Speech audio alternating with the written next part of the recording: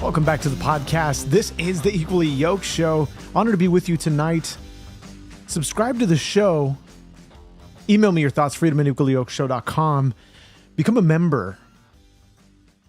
And simply get a month free. And of course, continue on to support this show if you'd like. We're rolling out some good things. But of course, we would love your support. So if we look at what is happening in this political landscape, it is all boiling down to a crazy moment in time where we're looking at California gubernatorial race. We're looking at the mayoral race in California as well. And yes, thank you for pointing it out, brother. Dead Man Lives, talking about the Arcadia mayor who is actually a Chinese spy. And so we go down this road of traitors to America. We go down this road to terrorists in America. We see people like Tom Steyer, who thinks it's great, who thinks that this may be a great thing to implement. Let me actually play this clip here. But if you think, if the taxing the wealth isn't working, let's tax the wealth more. I mean, you might not even need to be wealthy per se, but let's take a look. I think this is actually incredible. This is something that we need to look deeply into, because if we allow this to continue on, we're going to get 2020 through 2024 all over again. The Biden era utilizing DOJ as a weapon against the American people. But they will do it in other ways. Increase taxes, make you poorer.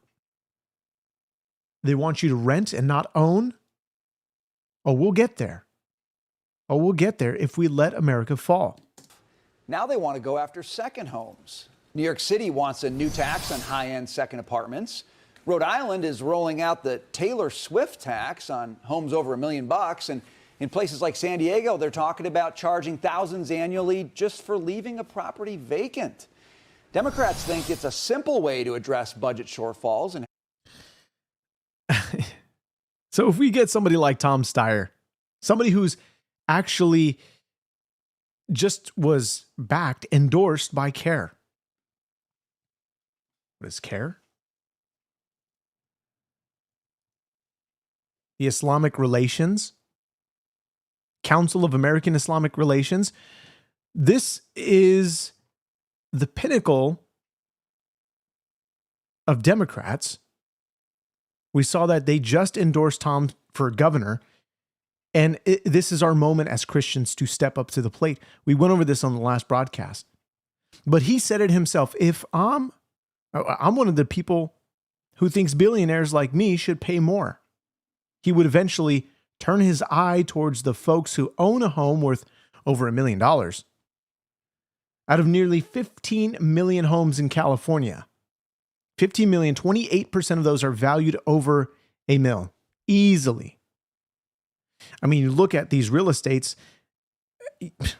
you're getting less than an acre for $1 million. Over $1 million. Ridiculous. The land that you have available to you for $1 million, you can go to Arizona, go to Texas, go out to Ohio, Colorado, you name it. You put $1 million down, you're getting acres. Multiple acres. Here in California, you're getting merely a backyard the size of, I don't know, a 10 by 10, maybe smaller. I mean, it's ridiculous. Homes upward of almost $1 million, but 28% of those are valued at over $1 million. You'll drive them out to a state where they can get more bang for their buck, more land, less stress, way less traffic, not even dealing with the 5 freeway or the I-10, you name it. Zohran Mamdani is failing New York. Also, we're looking at other states as well, not just California, but California is key. to taking this back from the Democrats. Spencer Pratt is showing some promising results. Karen Bass, actually, we saw that she's actually skipping an upcoming mayoral debate. What is that about? Is her fallout on the horizon? Is she going to back out of this race? Mayor Karen Bass has now backed out of a mayoral debate just days after a heated showdown on stage. Bass had previously agreed to take part in a televised mayoral forum this Wednesday with organizers, saying the date was set around her schedule as other candidates adjusted theirs to make it work. Her exit comes just days after a contentious debate where she faced sharp criticism, particularly from reality TV star Spencer Pratt over crime, homelessness, rising costs, and her response to the deadly LA wildfires. Spencer Pratt is really going for the throat. Now, he's somebody that has been impacted by the terrible fires in the Palisades, where we've seen people like Gavin Newsom and Mayor Karen Bass in the leaked phone calls concerning her visit out of state and not being there during this tragedy. We all witnessed in California, those of us who have lived in California, many YouTubers actually in this space who've discussed these fires, that this was their livelihood, this was their home, this was their childhood home where they wanted to build a life. They lived in the Palisades. And yet the governor did absolutely nothing about it. So California, like you say, I'm not going to say the word, you say terrible weather in other states. California, I mean, sure, it's got decent weather. Okay, you got great coastal lines. Well, what else? And California is not the greatest, at least the way it currently is. California, you look back at Hollywood and what it's meant to sort of represent, what it has always been representative of, especially of Hollywood, and what it's the sort of dreams that it sort of portrays in the minds of folks who live outside the country, folks who live in other states. California is this dreamland. You go to California to make a name for yourself. You go to California, you name it. Do X, Y, Z. You can do all in one day. You go surfing on the beach, snowboarding. You can, you can go climbing a mountain. You can experience almost all certain types of weathers on certain times of the year because of where California is situated. California has the potential to be one of the greatest states in this union. And this is why we need to elect a governor who is capable, who can run the show and turn things around. So this is what we see. This is what we see in California, mind you. A Los Angeles County Mayor, Eileen Wong, has pleaded guilty to acting as a spy for the Chinese Communist government. Prosecutors say the Chinese Communist Party had hoped to turn her into a political star to help them further China's goals in America. According to the Justice Department, from 2020 to 2022, Eileen and her then-fiancé ran a website called U.S. News Center. It branded itself as a news source for Chinese Americans, but prosecutors say the real goal was spreading Chinese propaganda on American soil.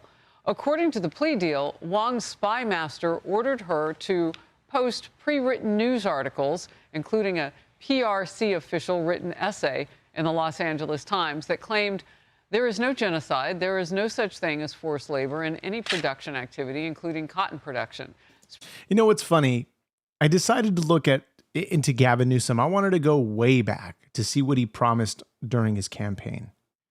I mean, we've only seen clips, and I don't even know if you can find original live streams of his campaign, of his campaign, right? Leading up to his election. You see him getting sworn into office. I can't find anything. If anybody can find anything, just please shoot me an email, freedom@equallyyokeshow.com. But yeah, you say he's giving away free diapers. Yes, free diapers on the dime of the taxpayer. Gavin Newsom can't get his hand out of the cookie jar. He wants to spend the California taxpayer money. He wants to use it as much as possible before his exit. And he's not even talking about the race for president anymore. People keep pressing him. People on the left keep pressing him. Oh, your presidential run, 2028. Right? He's got a book deal. He's got it all. He's going to retire. I think he'll walk away from this mess.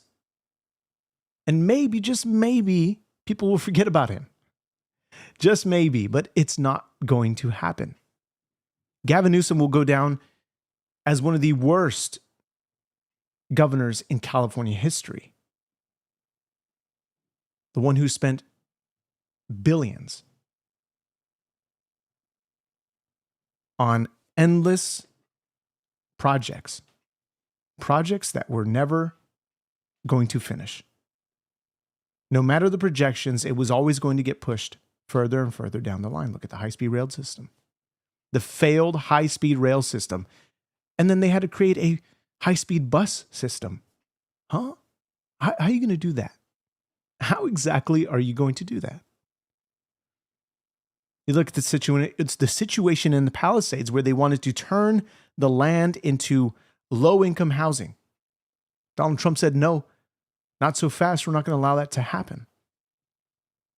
And so we have this issue.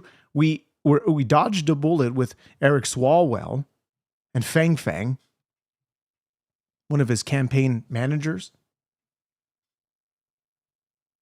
All of this, look, Swalwell is out of the picture. They got him out. Okay. He's essentially disappeared off the map. We don't know anything about Swalwell. He's not in the news anymore. They're going after Javier Becerra.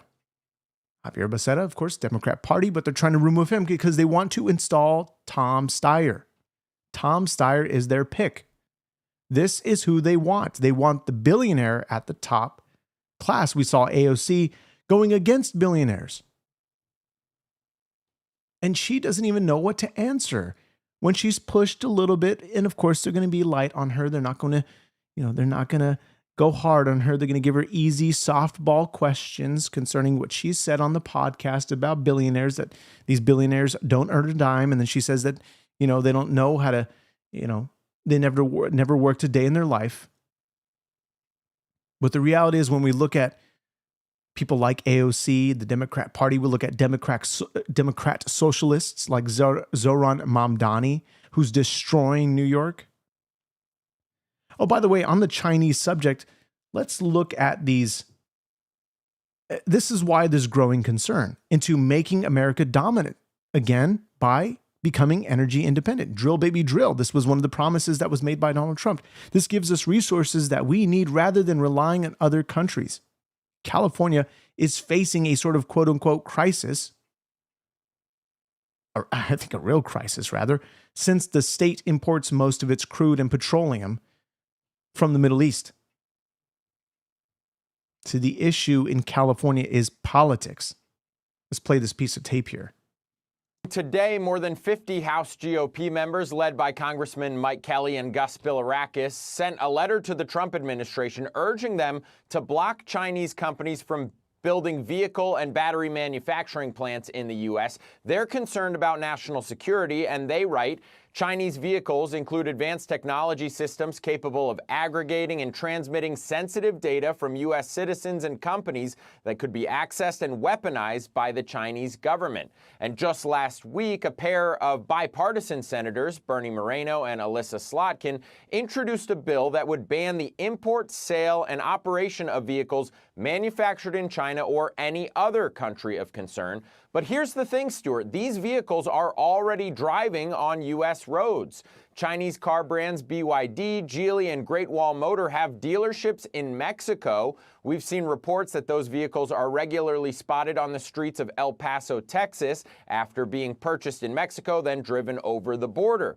The industry group that represents automakers in the U.S. points out that the Chinese government offers massive subsidies for its automakers.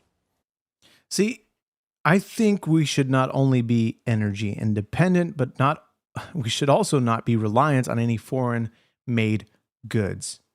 Most of our household items are manufactured in countries like China, Mexico, Japan, Canada, Germany, India, Vietnam. You look at your shirt, the back of your shirt, Vietnam,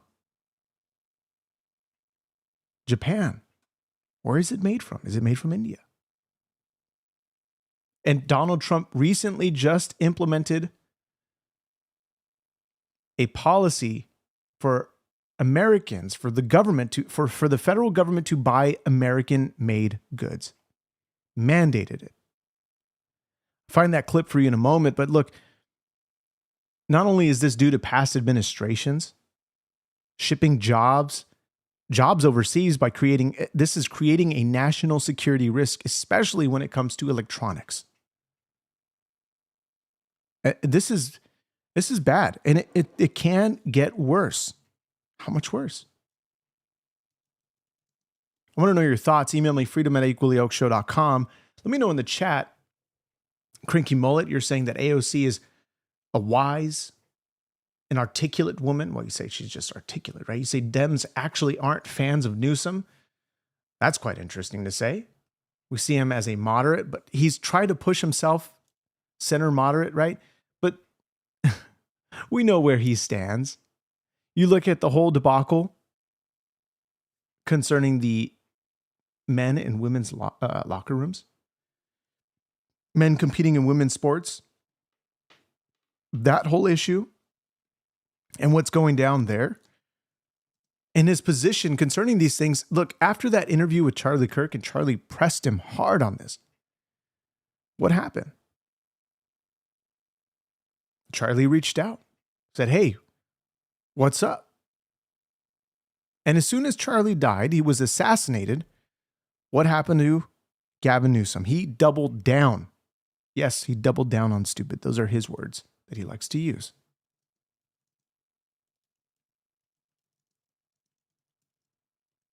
So when it comes to American-made, Trump announced this, and I'm trying to look for the clip here so I can find it for you guys. You say, why are we looking at cars? Okay, maybe you didn't get the point as to why we're looking at cars. We're looking at cars because of the national security risks of purchasing goods, foreign-made goods. And we've seen what has happened with the spying conducted by China, which they let the Biden administration know just before their exit. Certain hacking that went down on the phone networks. And so there's a huge issue with all of this. Okay, so I'm looking for this clip and I'm trying to find it. Might not find it. Okay. Anyway, despite the fact Trump has now implemented the federal government to buy American-made goods.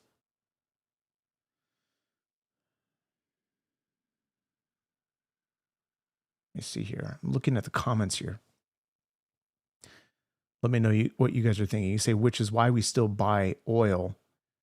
If you're talking about what's happening in California, California is still buying oil from the Middle East. The U.S. is the #1 exporter in oil. And this is why we need to drill, baby, drill. And so we've seen data. Let me see if I can actually pull this. I actually wasn't going to show this, but I think might as well. Right, the data that shows the growth. Let me see if I can find out. This is terrible. I'm sorry about this, guys. Anyway, despite the fact.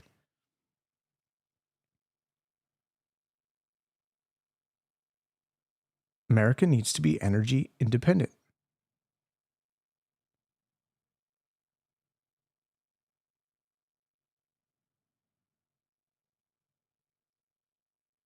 Here we go. Well, if there is an epicenter for global or really consequential, and this is consequential for geopolitics here, which is this line is showing you American consumption of crude oil and all of the other kind of liquid. You say I'm quoting Sarah Palin? I'm not exactly even sure who that is. Liquids that go alongside it, which has been kind of relatively high for a long time, goes back to 1980. Now look at domestic production of crude oil and other liquids. You can see there's long been this gap, hasn't there, between the two lines. That's what America needs, that's what it produces domestically, and that has been filled basically by imports. And a lot of those imports coming from the Middle East. And if you think back to so much geopolitics, think back to both of the Gulf Wars, a lot of them were about oil, and it's about securing oil. That was partly because of this gap. Well, look at what's happened since the Permian really kind of got up and running. And obviously, fracking, the technology, it goes back a long time, but really, it was only around this period that it really started for oil. Now look at the red line, and look at the change that we've seen in recent years. That rise is totally extraordinary. And it leaves us in this unprecedented place, at least in the post-war period, where America, statistically at least, is producing more crude oil than it needs to consume. See, this is why we talk about energy dominance. And actually, I think this is the clip here that I want to show concerning this. Because of the crisis that California faces, this is what we're seeing. And this is MS Now. This is left-wing reporting here. You take a look at this. Standing on the edge of the Chevron oil refinery right along the El Segundo coast. You see those oil tankers out there? Right now they're piping crude oil through the water into the refinery. But the only difference, there's not a single gallon of Middle Eastern oil on board. 60% of its crude oil comes from overseas, and critically, 25% of its gasoline and 20% of its jet fuel. And while oil can move freely across most of the U.S., in California, it cannot. The massive web of pipelines carrying crude oil and fuel across state lines.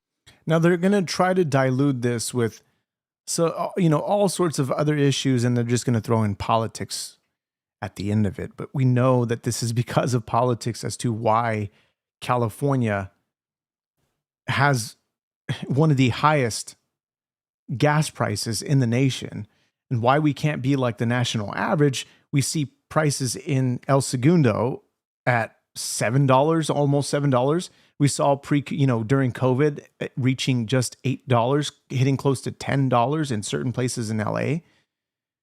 This is what we see in California. This is why we see a lot of these debates discussing these matters, because of how important it is to the Californian who are just so tired of politics. They want California to be affordable again. Not just hearing about making America great or making America affordable again.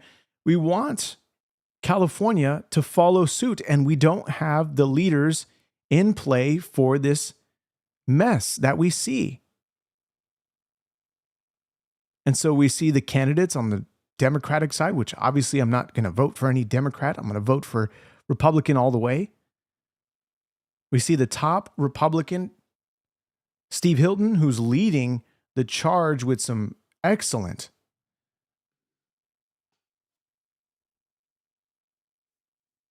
debates that he's really defeating a lot of both of them. Both Chad and Steve are sitting back and just enjoying the Democrats go at it, bashing each other, trying to get each other to sort of drop out of the race. Let's see who can get the most dirt on each other in order to get them eliminated from the race or to back out. We see what may happen to Karen Bass. She might pull out in the next, coming weeks. But Mamdani is dropping. I say Mamdani because we're going to sort of shift gears in New York here, because what is happening in New York, we're seeing the rise in anti-Semitism. It's getting out of control. If you remember back in January, and this is why we have a danger of California being like New York, because we have a socialist Democrat running for mayor as well. We have the governor, the gubernatorial candidate Tom Steyer, who's backed by CARE, and we have the Democrat socialist who wants to sort of run the same implementations that policies, you name it, that Zoran is sort of following suit with. But again, this rise in anti-Semitism. So if you remember back in January when Zoran assumed office, he revoked Executive Order 61, along with many other executive orders that Eric Adams put into place. But this focused on protecting houses of worship. But what are we seeing in New York? This is what we're seeing. I mean, it's not a surprise because we knew this would happen. We said this would happen. So a violent anti-Israeli mob hurling anti-Semitic slurs and waving Palestinian flags while raging against police outside of a Brooklyn synagogue last night. So you can see a pro-Palestinian shoving a Jewish girl as rioters chant globalize the Antifada. It is the second anti-Israeli protest like this in under a week. So the New York Mayor Zoran Mamdani has yet to condemn this attack. Yes, he has yet to condemn this attack, just like he didn't condemn the two who threw the IDs. Those two teenagers, as CNN put it, that they were strolling, they were walking along, and they found themselves in a little bit of a pickle. They were there. They happened to find themselves in New York City, there, an Islamic protest. They ended up throwing IEDs into this crowd of anti-Islamic protests. But what Zoran Mamdani and many others called it, they said anti-Muslim protests. These were not anti-Muslim protests. These were anti-Islamic protests. That's a very huge, fat difference between anti-Muslim and anti-Islamic. These were anti-Islamic protests, but they want to tell you that this was anti-Muslim. Get the Muslims out. We don't want Muslims. Nonsense. He called this group of anti-Islamic protesters white supremacists. But these ISIS-pledged members, he let it go by. They threw IDs. Luckily, none of them discharged. But he was silent. As like he is on this issue, absolutely silent. This is the second anti-Israeli mob protest, whatever you want to call it. But they're swarming a Brooklyn synagogue. We've seen the violence on synagogues just continue to rise. And is this the type of nonsense that you want in LA? I mean, I don't understand it. How do Californians keep voting in the same party and expecting a different result? It doesn't make any sense. It doesn't make any damn sense. I don't get it.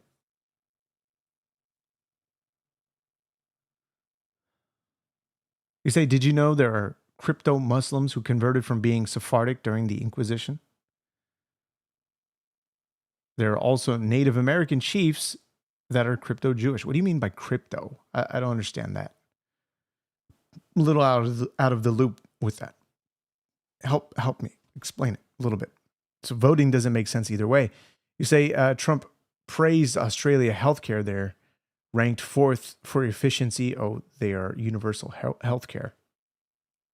See, universal healthcare won't work in the U.S. We hear of the talk of Elon Musk, which, look, I'm not for it, and I think he's trying to. Maybe he's onto something. I think we maybe need to entertain him a little bit concerning this. But he wants to implement a universal based income. But I think maybe it's tailored towards a specific group of people who are going to be impacted heavily by AI. Yes, he says creating more jobs. You have people that can work on, right? So there's a lot of things, a lot of trades that AI cannot replace. However, the jobs where AI does replace, where you create a sort of universal basic income, maybe it's temporary, maybe it's until you get another job. You have to keep, I don't know, looking for something. There's ways that fraud can be, people can take advantage of systems like this. We saw this in Minnesota. We see this in California currently. And I agree. I think we need Doge back.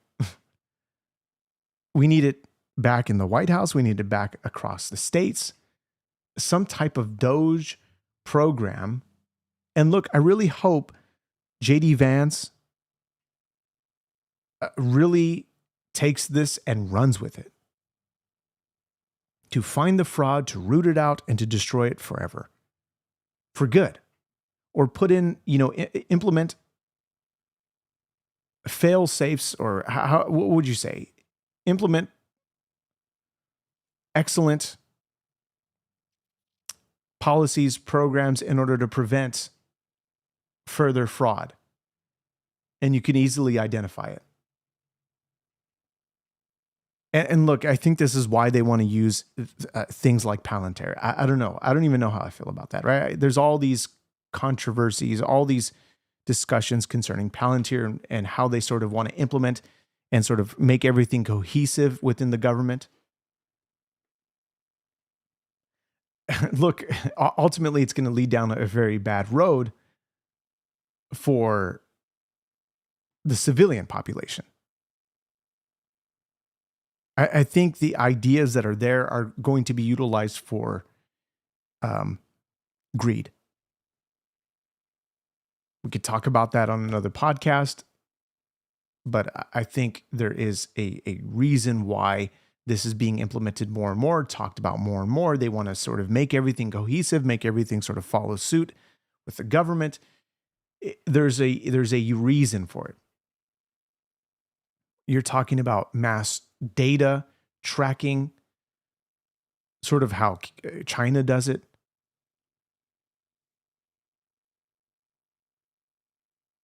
But the left is grabbing at straws here.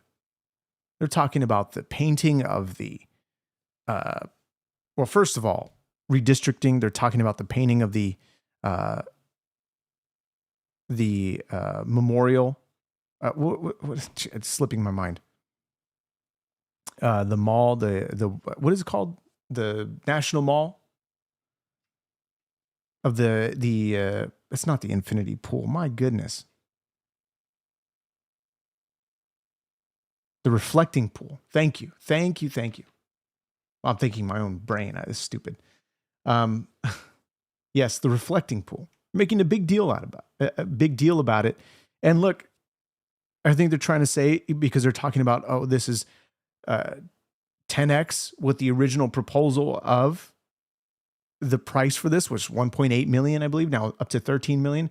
Look, the original quote from those who have been, and look, there's a lot of issues here, right? These aren't federal contractors. They have never had a federal contract before. This is the first person, a company that deals with, that has never had a federal contract before. And so they're sort of doing this and they're, I don't know, look, all this stuff that we need to sort of look at and examine exactly what's happening here. But they're sort of, I think, grabbing at straws here because they're trying to say, look, a proposal of over 300 million, and right now we're at 13 million. Okay, 13 million as far as what it would cost in order to get this done by the 4th of July. 15-minute cities. Is that in regard to what you were mentioning earlier?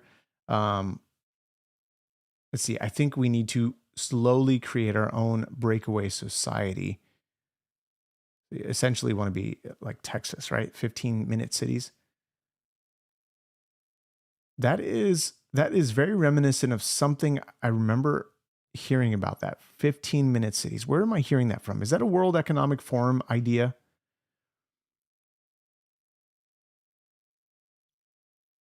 Um, 25 million to build roundabouts in California, 300 million for a ballroom, which, yes, RZ Dream, you said it right, is private donor funds. And there's a judge that wants to fund this using taxpayer, $1 billion for taxpayer money. I don't think it's just solely on, of course, the ballroom is already funded, but there's other issues with it. You say 15-minute is World Economic Forum. Yeah, that's what I heard that from. Anyway, despite the fact is because they need to fund also the Secret Service. Something with that matter that I saw earlier, that we need to do some digging into, but they're talking about $1 billion that the American taxpayer will have to pay for this issue. Donald Trump says we're not going to vote on that. Absolutely, we're not going to allow that. It's because the federal government cannot be, nobody wants to see it as, oh, they're being bought and paid off. So when we look at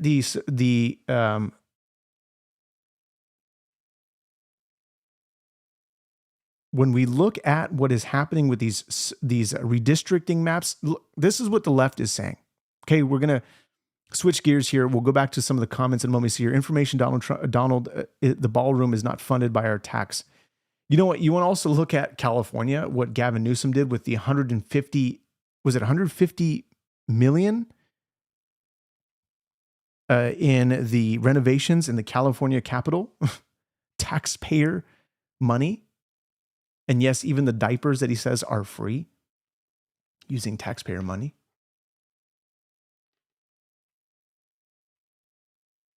So it's just ridiculous. So with the redistricting, okay, the redistricting and what is happening, they want to make it all about race. Let's take a look. City into 3 to make black voters have less power. It's in the Constitution.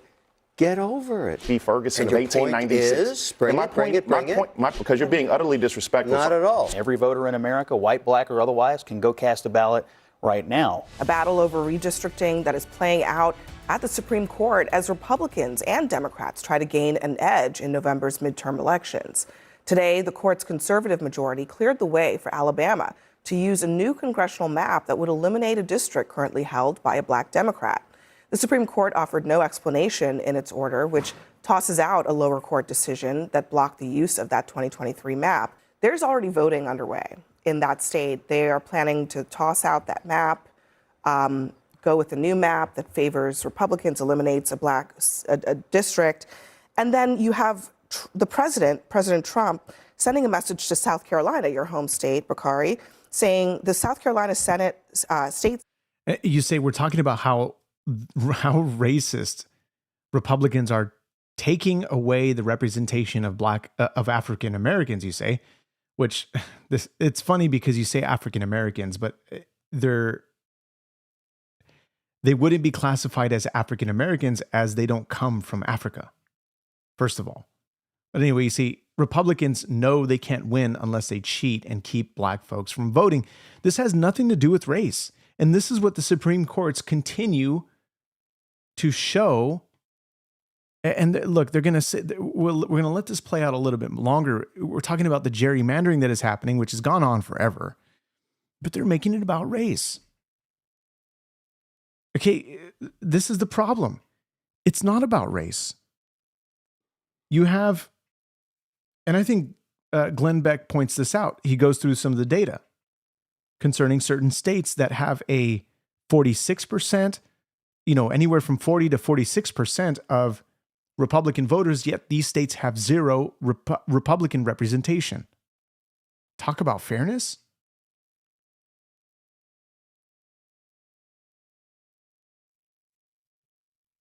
This is always about race with the Democrat folks.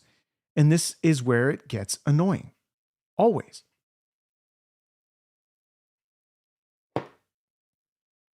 Here we go. Senate has a big vote tomorrow on redistricting. He says Republicans be bold and courageous, just like the Republicans of the great state of Tennessee were last week. Move the U.S. House primaries to August. Leave the rest on the same schedule. Everything will be fine. Get it done. So I want to take a step back and look at this from a 50,000-foot view, to be completely honest. I think Ashley and I have to wrestle with the fact that we are going to be the first generation to actually leave this country worse than the one that we inherited. There is a casual laughter from people we believe to be our friends on the right who are showing us true colors today, because the most sacred, or one of the most sacred acts you have in the United States of America is the ability to cast a ballot and elect someone and send them to Congress, the State House, or a mayoral seat that represent your interest. And now black folks throughout the South are being silenced.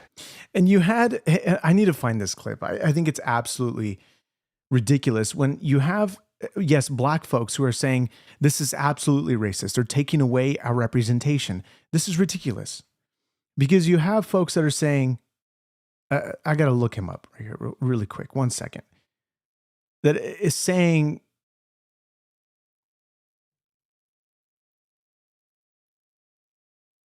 let me look. I'm sorry. I can't. I'm terrible at multitasking. Okay. They're saying essentially this is racist because they're taking away the black vote. Or they're saying, you know, there hasn't been elected in, I think it's Louisiana, if I'm not mistaken, somebody who's black. Yeah, California wants to get rid of the two-tier system because they realize it's not in favor for the Democrats. Okay, so let me see if I can find this, okay? Bear with me. We can prove all the more that it's just, they're trying to play this race card again, and it's not going to work. And this, it might Now actually be on CBS here. Let's see. Yeah, it's not going to be here. Anyway, despite the fact, they want to make it all about race. Maybe it's because they have no good candidates that are black. And they say, oh, it's just, you know, they vote white. Okay. Is there any candidates that are black that are actually running? Can we talk about that for a moment? Do they have successful campaigns? Are they like the Zoran Mamdani types or the Spencer Pratts? Right? These two are doing excellent in campaigning for the, you know, Zoran Mamdani already won, but the way that they're campaigning, you sort of follow their model and they are doing really well. It's because of how they are tailoring towards the young voter and the old alike. Man, I'm not even sure if I can find this. This might be okay, a last chance. I'm going to try it. And if not, gosh, it was, let me see. It might even be, oh, you know what? I think I got it right here. Let me see. This might be it. Here now, the man who campaigned. No, that's not it. All right, here we go. I think this is it. The Virginia Supreme Court has just struck down a new congressional map that was passed by... No, maybe not. Anyway, despite the fact, all right, I think I'm not going to find it. I thought I was going to find it. Gosh, this sucks. Okay. Anyway, it was one of the guys who was just literally saying that there's just, you know, nobody that is black that has been elected. And honestly, everybody can vote. Again, it's they try to use race, but everybody can vote inside any type of election. Nobody's prohibited from voting.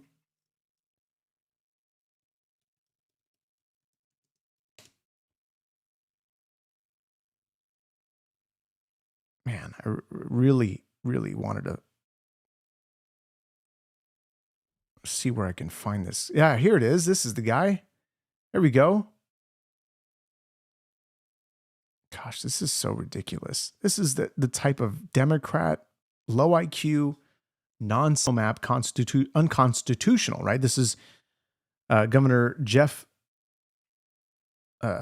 Landry. Let's see here. Suspended primaries.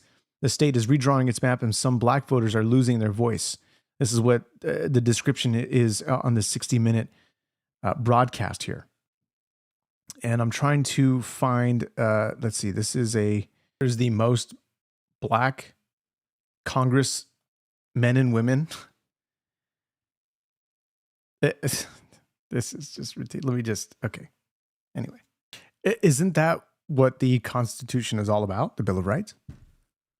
Treat everybody equal, that we're all equal, endowed by our Creator. Literally, there's nothing about color.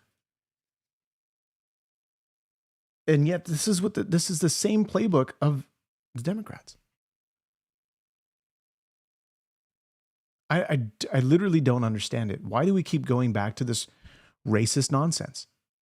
Yes, racism does exist. It exists in many different forms. And the Democrat Party loves to put this on the pedestal and say it's all about racism. It's all about black and white. And gosh, we saw what happened with the United Airlines pilot, the CEO, wanting to make sure that the classes were 50% minority. They must be 50% minority.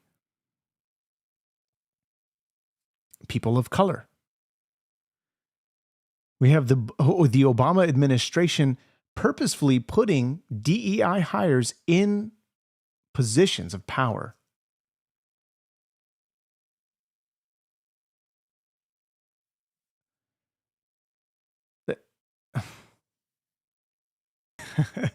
His answers are so ridiculous, dude. It's not progress. I mean, it is progress, but not for Louisiana. Okay, so we're seeing, and look, somebody who was very great at calling out the nonsense, right, none other than Charlie Kirk. Really good at recalling facts on a dime. And so you have, when they redistrict, and this is why they're marking them as unconstitutional, you have what was mentioned here. And let me actually go back to the clip here where they begin to talk about how sort of, here, let me skip ahead a little bit. This is where, please, this is where it gets a little bit crazy. I might agree with you if they had. Okay, hold on. Supreme Court.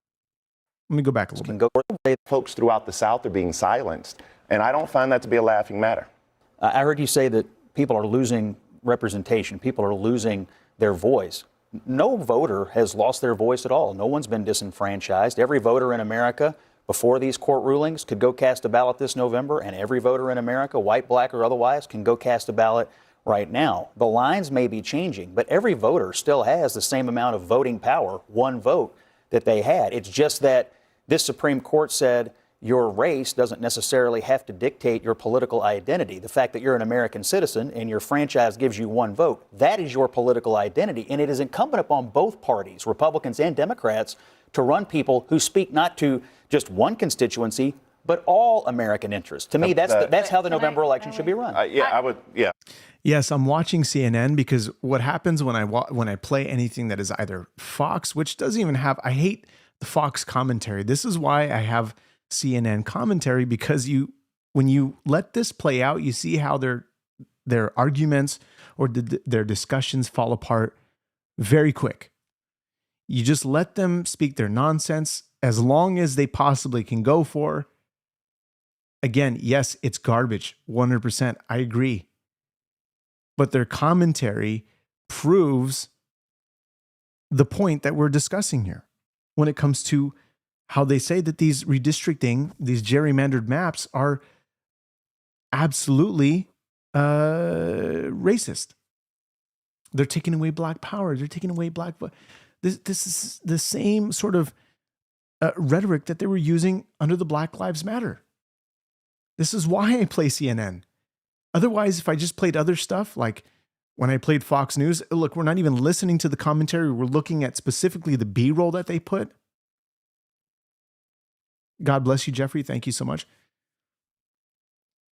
Simply putting the B-roll to show you what's happening, because look, they've got the footage. They pulled the footage. I use that footage in order to commentate on it, actually give you some substance rather than other folks that just play clips all day long on their live show. They get hundreds of thousands of millions of views. Cool. Bill, thanks so much for being here. God bless you. Oh, I think I don't know if you're leaving or somebody else is leaving. I hope you're staying because I love your comments. Got a good handle on things. Look, I want to give you substance. So when you're watching this YouTube Shorts live feed, it's better than anything that you'll see on anybody else's feed. It's produced well. And look, I just hope that I'm giving you the information that you need to equip you, because we are called to, yes, I am a Christian, we're called to utilize our gifts that God has given us in order to further the kingdom and to do that he has called us to do in the scriptures. You look at the Old Testament and the New Testament that tells us to seek or demand the welfare of the nation in which we live, so that in its welfare we may find our welfare. And yes, secondly, in the New Testament, we are to pray for our leaders. We are to pray for those who are in authority. So much here. Let's continue on a little bit longer on this CNN. Yes, it's garbage. I agree. Please. Thank you, Sandman. Appreciate it. God bless you. God, Ashley. I might agree with you if they hadn't said something different 3 years ago. We aren't talking about in Alabama a district that existed when my grandmother was alive. We're talking about a district that was drawn in 2023 because there are injustices that are still being placed. We're talking about Memphis. So now she's upset about the map that was drawn in 2023, accepted in 2023, and now is being overturned by the Supreme Court because it's deemed racist. But who was in control in 2020 to 2024? We saw the Biden-Harris government, the regime that was in power that mainly pushed these truths, these values, these whatever you want to call them, in front of the American people. And so you saw maps like this that were more in favor of Democrats. It's never even about black and white. It's about them holding on to power. That's all it is. That's all they want. They want the power. They want to be able to run this country into the ground. That's all they want. And this is her complaint here. Where we're not like, it's not just one person across the street. They split a whole city into 3 to make black voters have less power in House maps. Again, this is not why they do this. It's because of the Republican representation that is necessary in order to make this fair. And so the Democrats, look, when Republicans try to play by the law, they try to do it exactly to the T. Democrats get all mad and upset. They get mad at the bureaucrats, the unelected bureaucrats. Isn't that funny? This is why we were playing that 60 Minutes clip. This is why we're playing this. And so somebody asks here, did they redistrict in California? Was this just in response? I thought they were going back and forth. Yeah, so California passed Prop 50. Now, whether this gets taken to, if they, you know what? Not much has happened as in California when it comes to the redistricting. They said if Texas did what they were attempting to do the redistricting, if they did that and they went forward with it, California was going to complete or submit their map.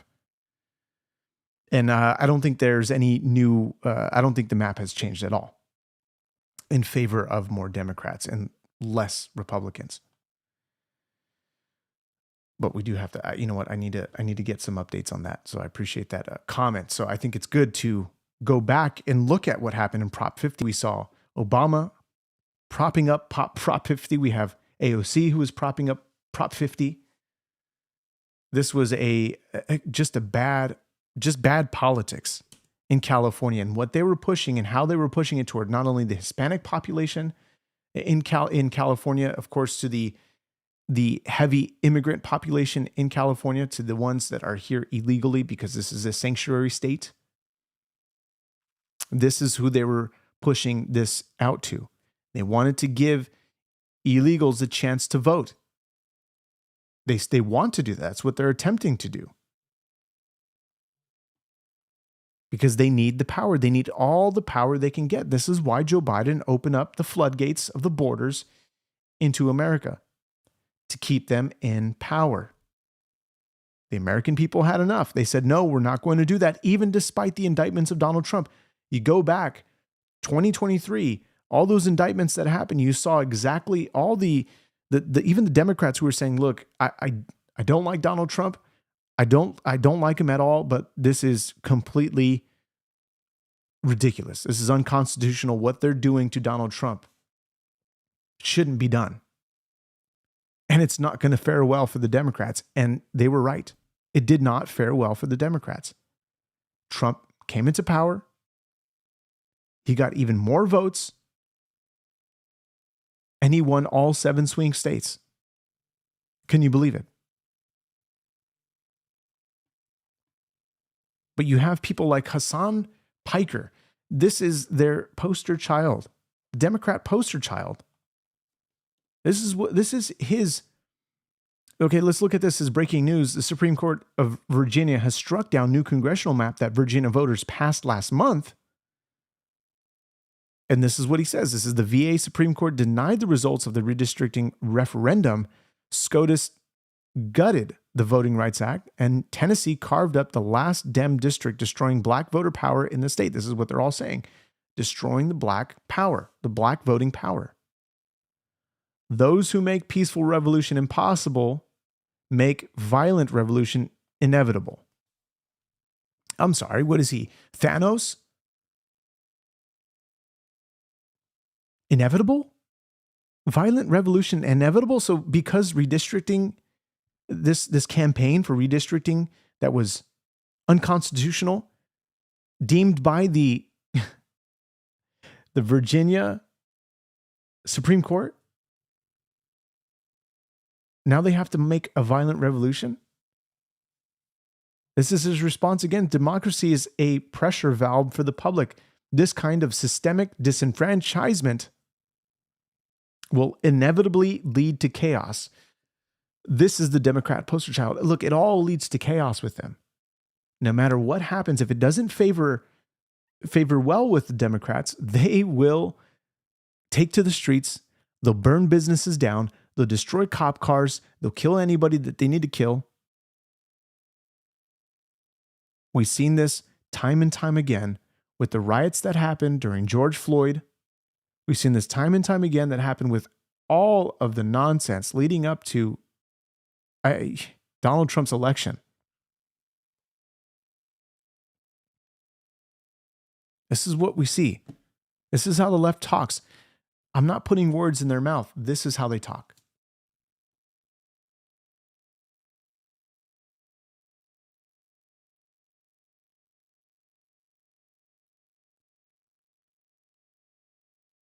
So let me see some of your comments here.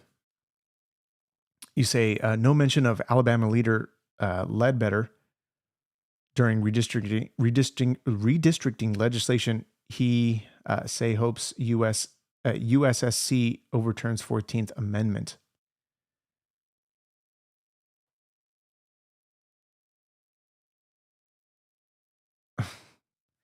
Yeah, I got to look in. I'm not sure what you're referring to, Joe Gaines. Maybe you can clarify. You say no mention. You're asking if I'm not mentioning that. I'm not sure if there's some typos in there also. I mean, there's a couple, but maybe you get a little more clear. I'm sorry about that. Say Virgil had the most fair redistricting in the entire country, then tried to make it racially dominant. You say Virginia. Yeah. Got it. Yeah, a lot of typos. Yeah. And YouTube won't necessarily sort of implement the correction. So Virginia had the most fair districting in the entire country, then tried to make it racially dominant. Exactly. And look, Greg Abbott even talked about this. And I think it's actually important that we go back to what Greg Abbott said concerning this, because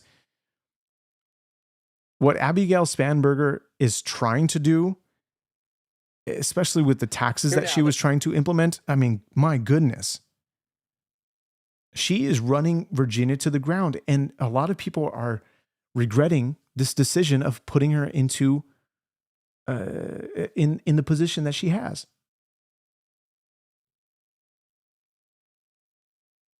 So let's take a look. Man who campaigned across Virginia worked so hard to stop the redistricting. Former Virginia Governor Glenn Youngkin. Governor, I talked to you on the radio right before the vote. You were somewhat confident.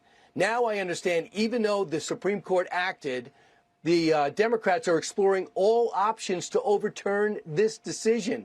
And early reports are that Virginia Democrats are attempting to take the dispute to the U.S. Supreme Court. I'm pretty sure they're not going to hear that. Are there any legal avenues left for Democrats? Because the Supremes are not going to look at this, I don't think. Well, Brian, let me begin with this was a big win today because what the Virginia Supreme Court did was render a blistering opinion that laid bare the deceptive process that Abigail Spanberger and the rest of the Democrat leadership in Virginia was trying to use in order to deceive Virginians.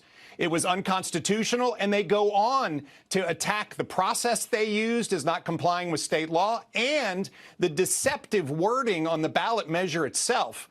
But in the end of the day, they declared it wholly unconstitutional. And I have said what I have been repeating over and over again, which is they knew this. They knowingly violated the Virginia Constitution. And what's worse is Hakeem Jeffries and Barack Obama and everybody else brought in as much as $70 million into the state in order to try to deceive Virginia voters. And listen, today is a big win because it clearly identifies the systematic effort by Democrats to try to seize power unlawfully. And today is a big win for Virginians and for the Virginia Constitution. I'll also add that Hail Marys to the U.S. Supreme Court, I firmly believe, will be an abject failure because this is a state issue. It was clearly argued on state constitutional grounds, and the Supreme Court of the United States respects that in states.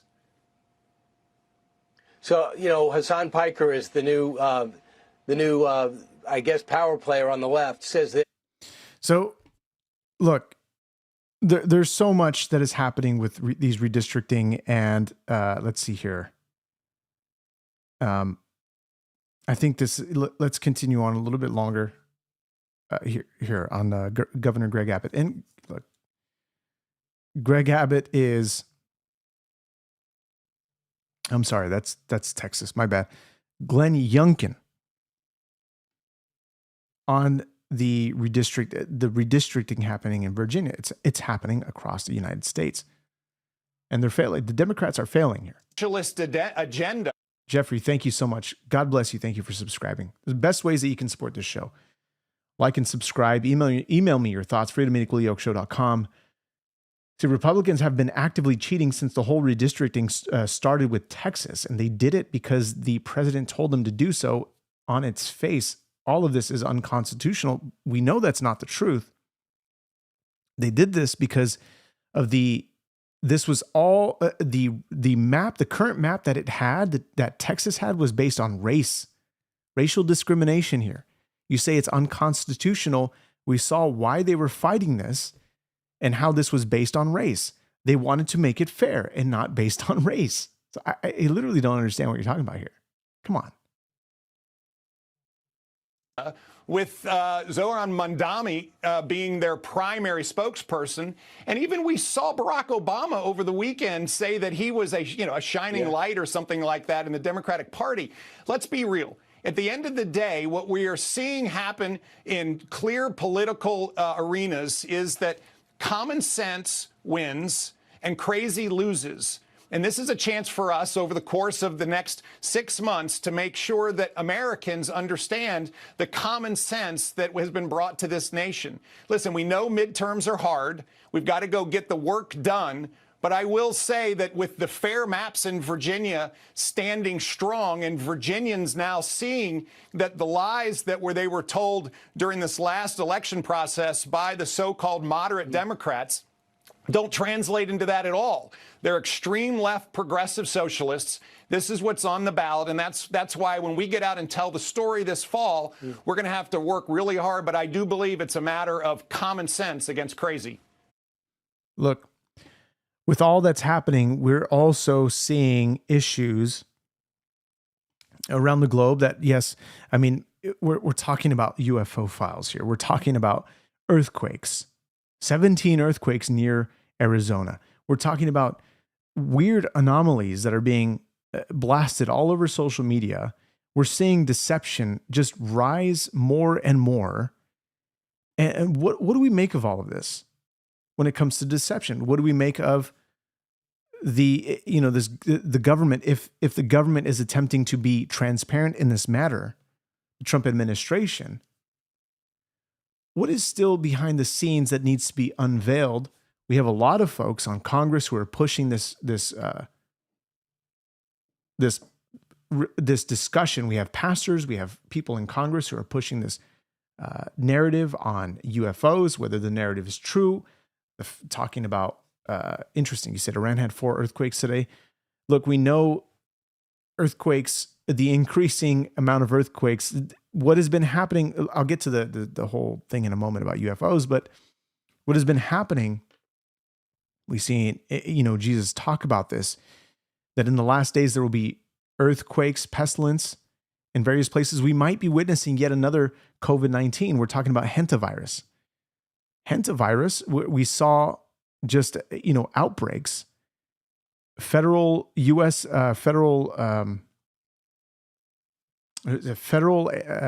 U.S. agents, what is it? And I think French. Where did I see this? Anyway, I'm probably not going to be able to find it. It just sort of passed on my timeline of those who were infected with hantavirus. U.S. officials and I think French officials, if I'm not mistaken. Let me see if I can just do a quick search because I want to give you the right information. I want to just give you nonsense here.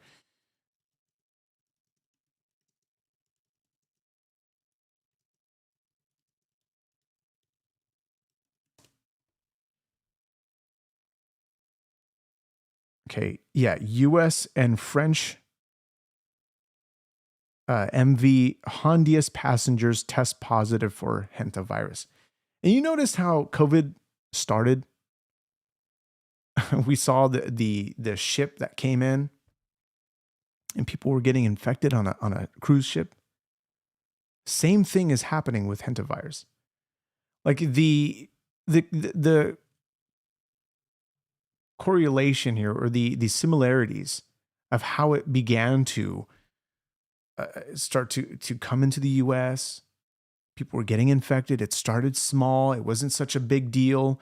And then all of a sudden, you saw people flopping in the streets of China.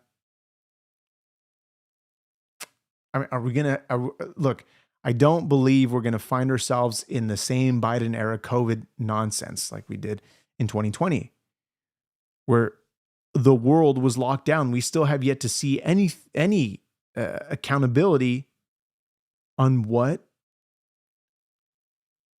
Anthony Fauci did to the world. He had so much power. So those are pandemics. The world government is big pharma. Benefit greatly. Stand strong. Get your militias together. Look, we're not going to mask up. Not going to mask up at all. We saw the details, all the lies concerning,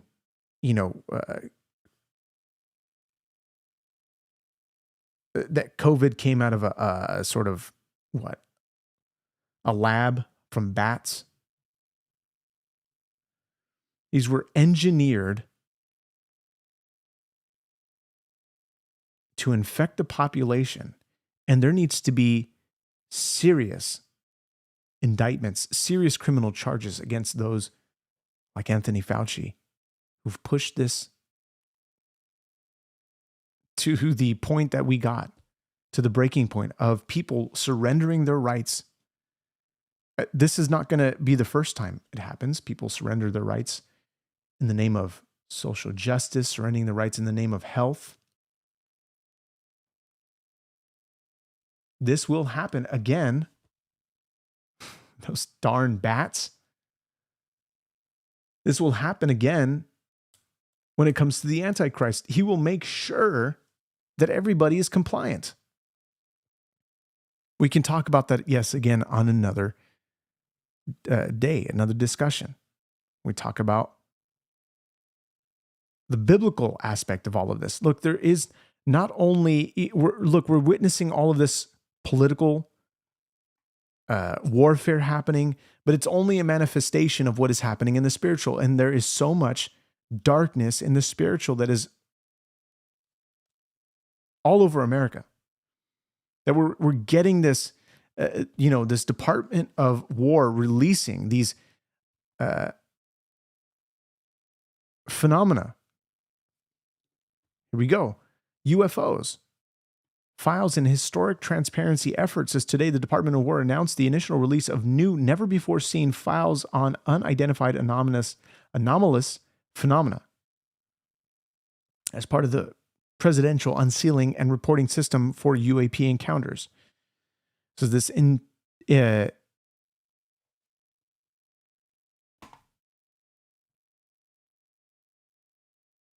this interagency effort includes the White House, I lost my spot, and the officials of the Director of National Intelligence, the Department of Energy, and the Dow's All-Domain Anomaly Resolution Office, National Aeronautics and Space Administration, the Federal Bureau of Investigations, and additional components of U.S. intelligence agencies. The collection will be housed on war.gov/UFO.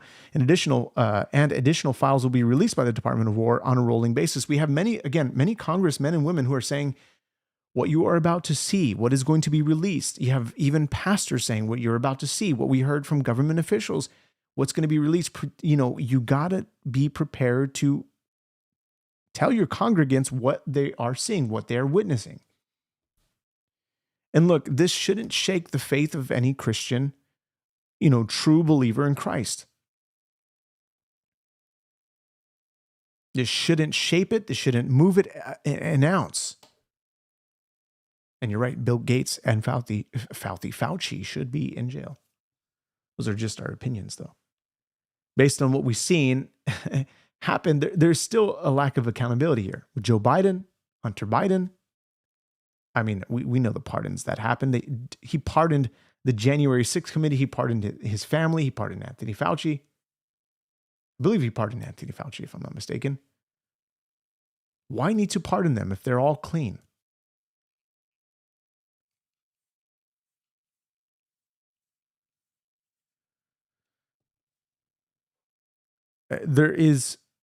Look,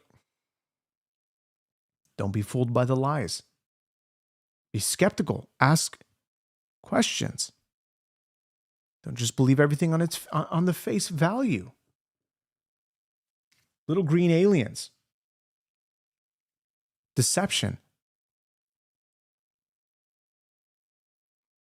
And all the news, surrounding that, but not only what happened to Charlie Kirk and his, what is happening on that legal front, we're getting more delays of his case. We need to mention that because Charlie Kirk was somebody who really inspired this field that I'm pursuing. However, we see celebrities that continue to want to ruin and destroy their own careers. This is Pete Davidson. Look, everybody says freedom of speech, jokes are jokes. Let's stop being legalistic here. Let's get real here. This is the same type of, jokes that are made by people like Jimmy Kimmel, saying that the alleged assassin Tyler Robinson was a part of the same MAGA group that killed Charlie Kirk, that assassinated Charlie Kirk. Ridiculous nonsense. This needs to be called out 100%. Tony Hinchcliffe is here, looking like both a child molester and the doll they give the child to show where he touched them. Tony reminds me of Charlie Kirk in that he's definitely been on camera letting a guy unload at his throat. Oh, you don't know me? You don't know me? Yeah. Yeah. Kill Tony. I mean, come on. This is not even funny at all. Where's the humor in this? We have a man who stood for America. A man who was, one of the greatest. A legend. The joke didn't need to be there at all. It's not even a joke.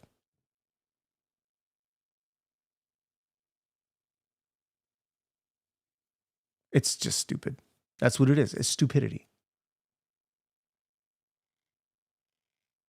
And so you want to ruin your career. This is not going to go well for Pete Davidson. It's just not going to go well.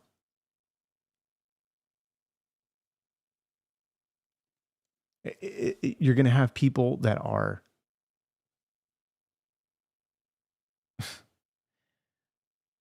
going to defend him like they did with Jimmy Kimmel. They said it's all about free speech. They're ruining their own careers. That's all I'm saying. Right? Nobody's going to stand for the nonsense. Charlie Kirk was an American patriot who stood for American values. And look, Par 32, you say his career will get better. I doubt it. I doubt it. Maybe his popularity will grow amongst the Democrats. It's just, Democrats and the assassination culture that they keep propping up, it's only going to do them, it's going to do them zero favors. Zero favors.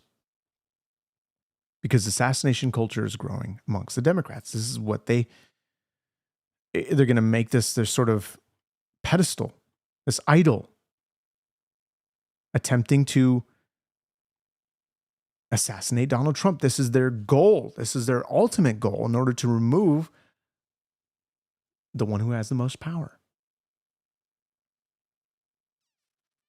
Michael, you say Charlie Kirk talked a lot of poo-poo. I'm not going to say the word.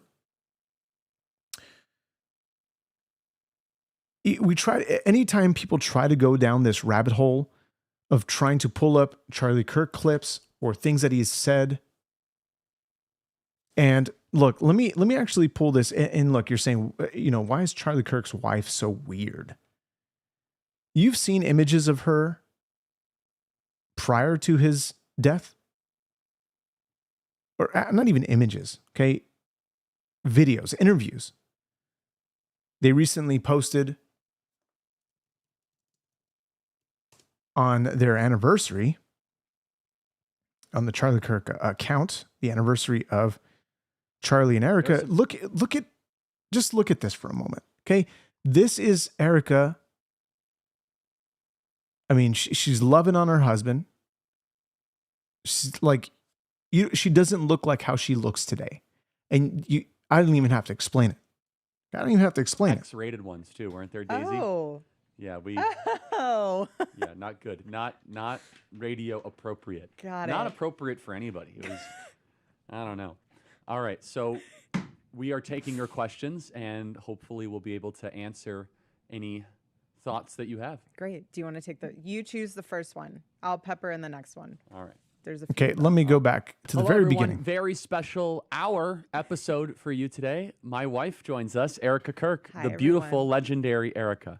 I love you so much. I love you. You're my best friend. Welcome to the Charlie Kirk Show. Thanks. Oh, and this is the woman who supposedly is involved in the murder of her husband. Are you kidding me? Look at her face. She's glowing of happiness. And everybody talks about, oh, she's got weird eyes. She looks so demonic. And, oh, sure. You hadn't seen her with her husband. You hadn't seen any video footage of her husband. You didn't even want to go back and look yourself. So, of course, yes, Erica Kirk in her interviews and the way she speaks, the way she looks, how Candace likes to portray her, how she, everybody loves to sort of slow down these videos.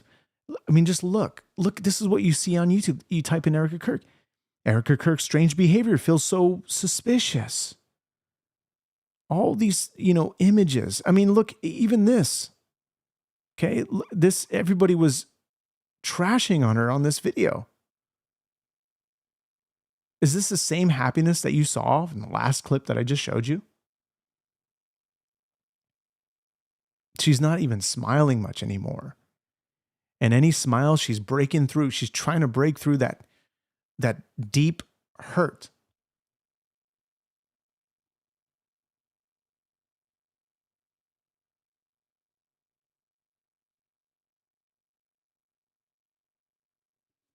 This is just, I mean, look, there's no audio for a reason. I mean, otherwise.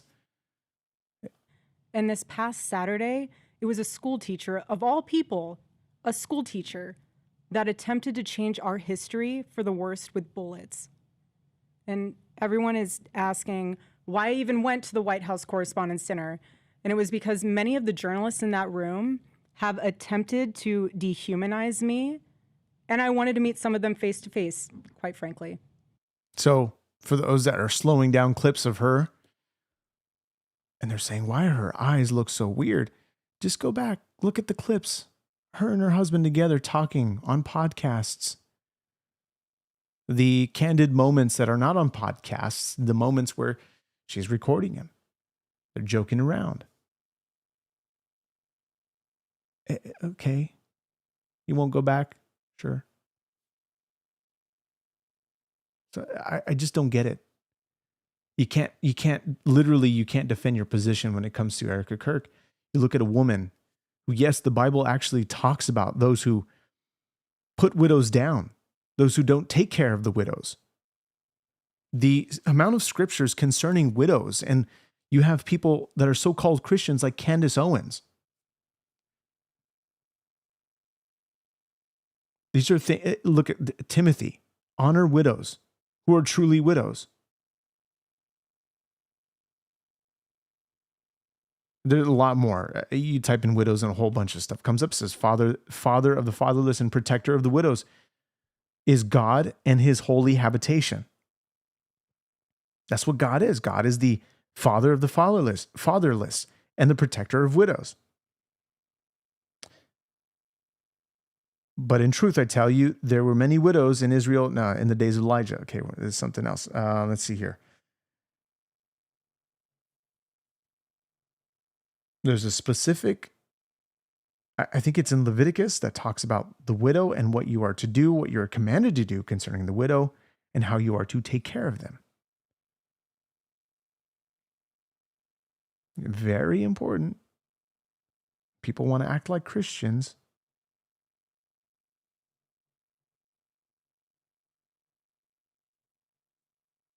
Anyway, despite the fact.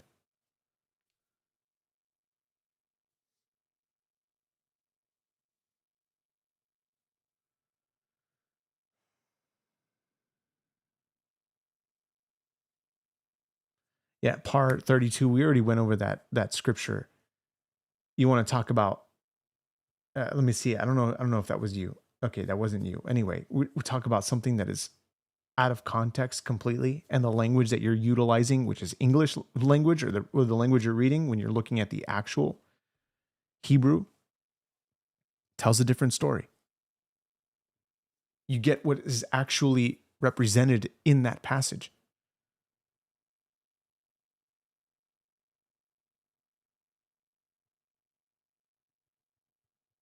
Rhonda, you say, yeah, if you can't see through Erica Kirk, how can anyone expect you to know right from wrong? What exactly are you seeing through Erica Kirk? Like, how are we demeaning, putting down, and just bad-mouthing somebody who lost their husband? Because everybody wants to speculate that she loved Trump more than she loved Charlie. People go on these weird conspiracy rants like Candace Owens.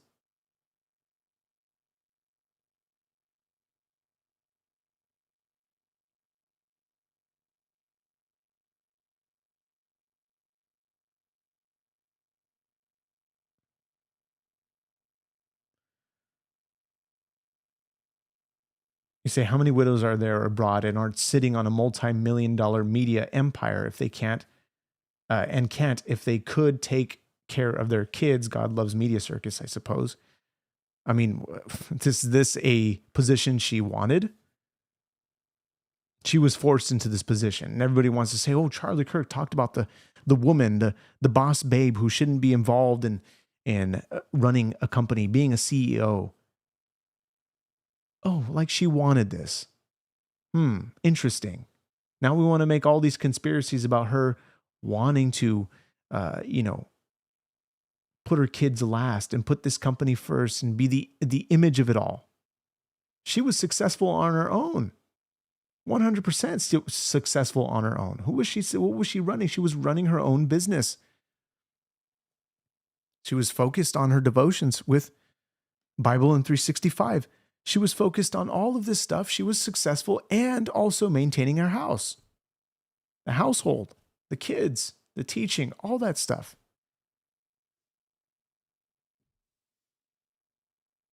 And everybody's like, well, now she just wants the spotlight. She wants the limelight.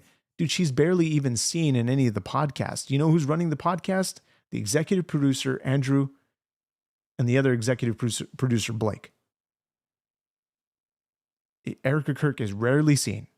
She's done all behind the scenes. If she really wanted this sort of fame, you'd see her a lot more. There'd be a lot of other indicators. You'd see her a lot more in front of the camera. Rarely is she in front of the camera. She's actually involved behind the scenes, getting the work done that her husband left as a blueprint for her to follow. It's crazy.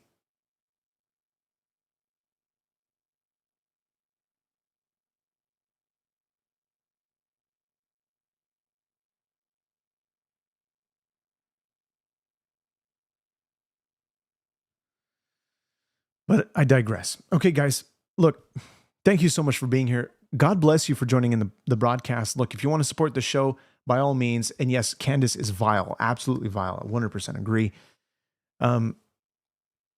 Subscribe to the podcast, like the show, and if you want to become a member, the membership is free for a month, and then you can continue on there to support the show monetarily. And we are working on some things to get some, do some giveaways.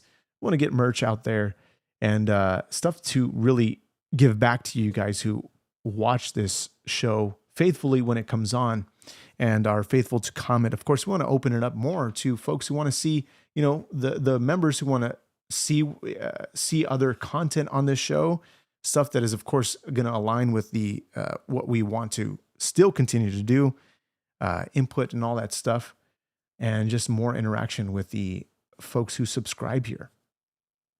I want to get you guys involved, get more conversations, more dialogue, more calls, of course, stuff that we need to really put on the front lines in order to make change in the states, in the region that we live, whether it is in the United States or abroad. Many folks who watch us, yes, from the United States, but also watch us from the UK and Canada. Those are the top 3 that watch us. Anyway, God bless you so much. Subscribe to the podcast. I'll see you guys in the next one. Thanks so much for joining me on the show. God bless you. Email me your final thoughts, freedom@equallyoakshow.com. Thanks. God bless.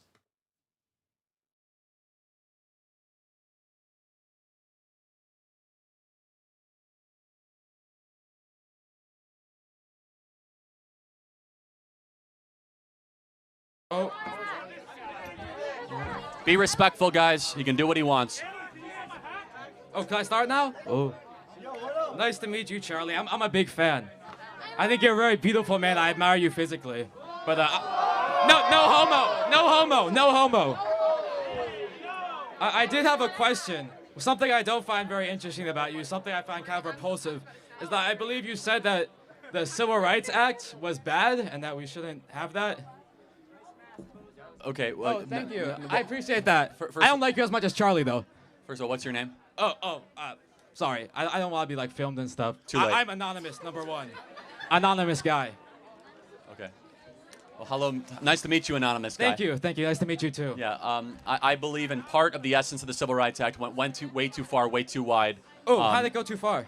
Well, for example, it created an entire civil rights leviathan that gave us affirmative action. Civil rights leviathan? What do you mean? Yeah, so if you can let me finish 3 words in. Sorry. It allowed the Department of Justice to go after people that have different skin color, a.k.a. white people, and prevent them from getting jobs in college admissions. You have a job. I'm sorry? You have a job.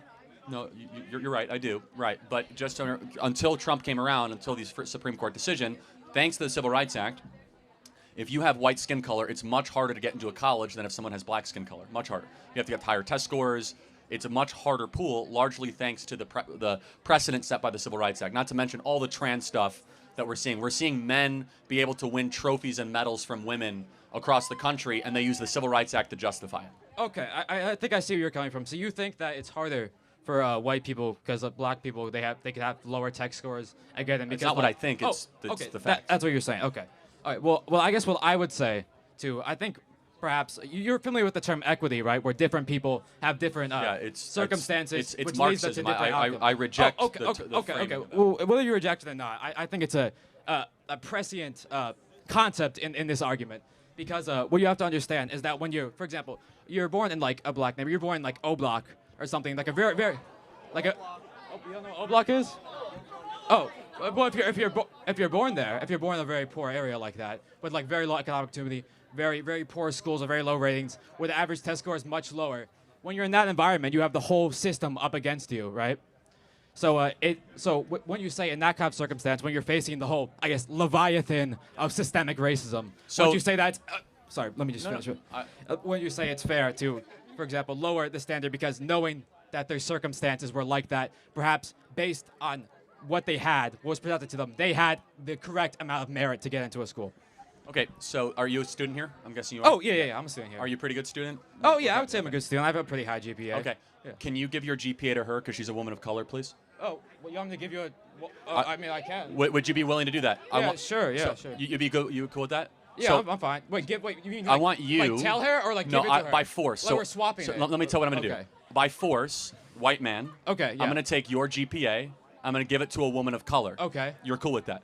I mean, yeah, I can just work back up. Like, there's no working hey, back bro, up.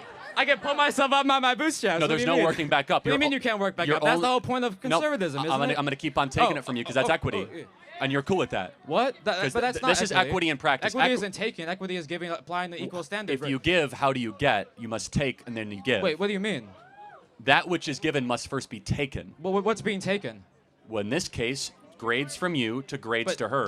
No one's taking my grades though. That's not what affirmative action is. Hold on a second. No one takes your grades. Hold on a second. If you only have so many, you only have so many positions at University of South Florida to come in, right? There's a set number. Let's say it's 20,000 people, okay? And we're going to say we're going to lower the test standards so that somebody that's a woman of color can come in, and therefore it's harder for you. So it's a higher bar for you, lower bar for them. Definitionally, that's a redistribution of test scores to somebody else, just by the definition. And you're okay with that? Well, I guess I would ask then, if we were to do what you're doing, I guess that's what's happening under Trump, right? Well, no, it's actually been happening the last 40 years. Okay, actually, yeah, whatever. Okay, so when you say that, if you do that, then, well, black people aren't going to get into school, and then they won't be able to uplift themselves. They won't be able to have prosperous families. They won't be able to, equalize the economic status because you need to give them a little jump start. You know, you have a car, right? How is that? Well, no, now I know who you are. No, it's good. But no, how has that worked the last 40 years? We've had robust affirmative action. No. We've had hiring practices. Has it made black America more successful? I can answer that easily. It's because sorry. It's because sorry. What am I going for? I don't know. You're a funny guy. So what happened is, even after the Civil Rights Act, you know what I believe the term is massive resistance. It was a movement in after the Brown versus Board of Education in Virginia, where essentially the legislature, which was still white supremacist, which is still extremely racist, they decided that no, we're going to do everything that feasibly possible within our means to stop black people from going to white schools. You even see this in I believe it was the Little Rock Nine, right? Even after it was legalized at the state level, white supremacist mobs still mobilized to prevent it. So even if it de facto it's gone, de jure it still exists. Let me ask you a very simple question. Yeah. A term you keep on throwing around. Got you. What is racism? What is racism? Ooh, that's a very complicated question. But no, it's not. I mean, there's a simple answer, and then there's the highly theoretical answer. Give me the simple. The simple answer will essentially be because we have like different skin colors, that he's treated a different way than me. He has like a different upbringing than me. No. But what is racism in practice? It's discrimination. Based on the color of the skin. Based on the color of the skin, yeah. Got it. Thank you. So isn't it racist then to penalize white people to come into college or to get jobs based on the color of their skin? Well, no. Wouldn't that be racist? So you're arguing for a very racist policy, which is that we should actively discriminate against people based on the color of their skin, which is affirmative action and DEI in practice. I just disagree with the premise that you can do like anti-white racism because Wait, can you be racist against white people? No, bro, I'm a cracker, bro. What the No, you can't be racist towards white. Bro, there's so many crackers here, bro. There's your clip, bro. There's your clip.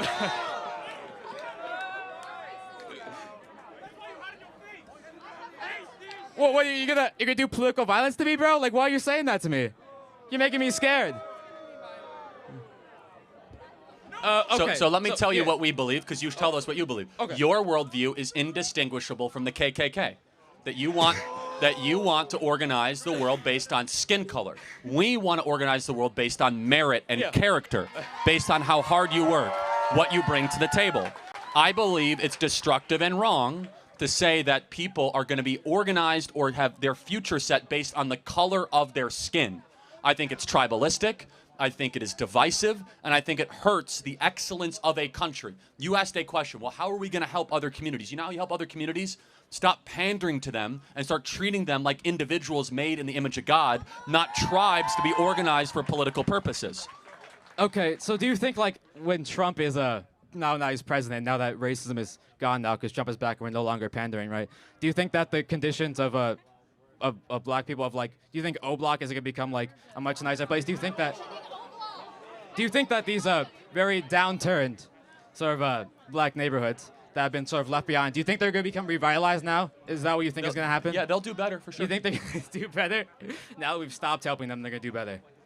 Well, see, that's an interesting thing. Because that seems like contradictory to me, just on basic logic. Well, actually, black Americans under Donald Trump in the first term saw the greatest economic renaissance that they saw since the 1950s. You don't think highest that's due to wage Obama, increases, lowest unemployment, revitalization, amazing investment in their communities, opportunity zones. But that's when we had affirmative action, so wouldn't that be bad?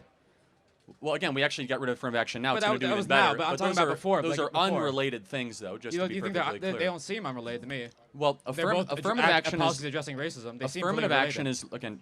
So I'm sorry, I don't mean to interrupt you. No, you are. That's okay. I'm sorry. Affirmative action is largely federal government hiring practices and the adjacent institutions. I think that all communities will do even better when we stop living under the soft bigotry of low expectations. Inherent in your argument is that we have to pander to certain communities based on the color of their skin because they can't do as well as white people. I reject the premise. I think that we should try to say, I don't care about the color of your skin. I care about what you bring to the table. And stop pandering to people based on special criteria, points, and acceptance to college, saying that we're going to make it easier for one group and harder for another group. I don't think it's pandering, though. I think it's understanding. Okay, but let me. Do you think that circumstances and working based on that? Do you think that we should have black-only dormitories in America? No, why would I want that? Okay, well, there's hundreds of schools that have those, actually. What do you mean black only? Like, they're not, white people are not allowed in. No, at white all. people are not allowed. White people, yeah, that's why I said white people are not allowed in. Correct. We have black-only graduation ceremonies across the country. Well, those are from well, I believe those are most likely like HBCUs, right? No, like the University of Michigan has Michigan one, has an Yale all-black has dormitory? one, Harvard has one. So we're agreeing that that is wrong. That is the furthest extension of hyper race obsession. I'm here to ask the age-old question, DEI. Okay, great. Yeah, give me your perspective on DEI, and because based on what I heard earlier, I feel like you don't think I belong here. Oh, because really? Of Why? how I am a black man, and because of DEI, I'm not qualified enough Are you? to be here. Yes, I am. Okay, great, then you belong. But why do I have to prove that to you? You don't. You brought it up. I didn't. Okay, but can you explain to me your position on DEI? Yes, people should not be in positions just because of the color of their skin. Hard stop. Okay, but do you feel like I'm here because I'm not feeling anything towards you, actually. Okay, I'm not but that's- prejudicing you. I'm not stereotyping you. I'm saying that it's a material. I'm not saying you are. I'm not saying you are. No, you are. You said I don't feel comfortable being here. You started with. I didn't say I wasn't comfortable being here. I said I feel like you made it to where I got here through DEI. So let's examine that. What have I said that makes you feel that way? When you mentioned how DEI is only just putting people of color and marginalized groups in spaces, even if they're not so and so Correct. qualified. That's exactly what DEI does. But that's not all that it does. You're categorizing it as something it isn't. No, that's exactly that is that is the charter missions. That's not all. Okay, that it so does. diversity, equity. So equity is outcome based. Is about making people who are of different skin colors have the same outcome, regardless whether or not they are qualified. The best example we have of this is the Students for Fair Admission Harvard Supreme Court case, where black students, they could have a SAT score 300 points lesser than the Asian equivalent and still get into Harvard. That is DEI in practice. I believe when you're hiring for an organization or for a company or for whatever you are doing, you should prioritize merit and character, and race should mean nothing. We should build around things that matter and not things that don't matter. Okay, but you have to also take into the fact that black people have only been able to completely legally be able to make profit for themselves for around 60 years.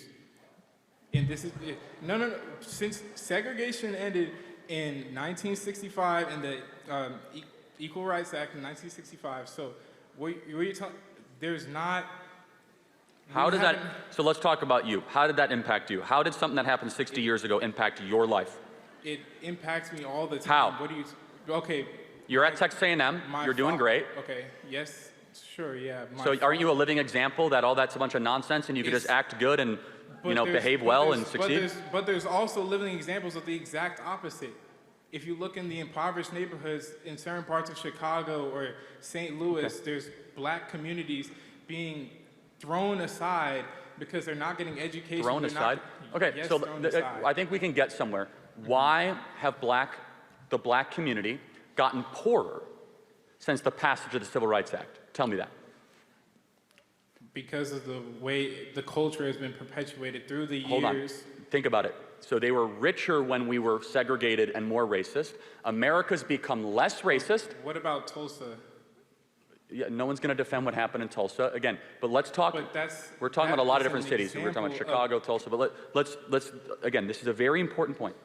Why is it that Black America has gotten richer on average, poorer on average, since America passed all these anti-racist laws? I can't answer them. Okay, yeah. So do you think the fact that 70% of black youth don't have a dad around is probably pretty important? That's because of the culture. What I mentioned so earlier. respectfully allow me to interject. How does the white culture impact the fact whether or not a black dad stays around when he impregnates a woman? I'm not saying it's the white culture. What is it? The culture that has been perpetuated through the 200 years of slavery, the 100 years of segregation, and Jim Crow laws. The marriage, so I got to interject again, I'm sorry, I don't mean to interrupt too much. But in 1960, before the Civil Rights Act, 20% of black youth had a dad around. Now it's, 20% were single fathers, 80% had a dad around. It's been inverted. So we actually have seen black dads run away from their kids the last 60 years. Why is that? Because of the raised incarceration rates, because of the perpetuated culture. So how does one go to jail?